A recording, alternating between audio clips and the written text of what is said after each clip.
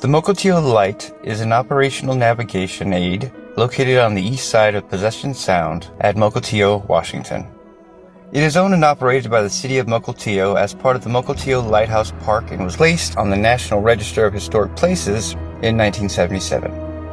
Construction began in 1905 and stood out from other lighthouses of the era that were constructed of brick and concrete. The lighthouse became operational a year later. It was automated in 1979, and in 1981, a remote fog sensor was installed. The two Victorian-style homes on the property were used by Coast Guard personnel until 1996. The entire complex was renovated by the Mukilteo City government in the 1990s for use as a museum. On August 19, 2001, the U.S. Coast Guard turned over ownership of the lighthouse to the City of Mukilteo.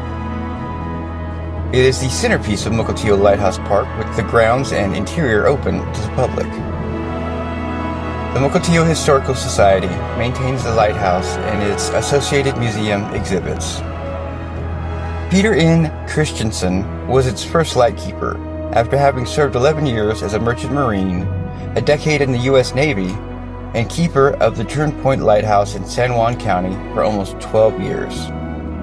Unlike many lighthouses, Mukilteo's was in close proximity to a community with schools and shops. Christensen, with his wife, Theodine, and 3 children, lived in their own 2-story houses. After nearly 20 years as keeper, he passed away of a heart attack, it is presumed, in 1925. His wife, Theodine, took over his post temporarily until Edward Brooks became its second lightkeeper. The Mukilteo Lighthouse is allegedly haunted.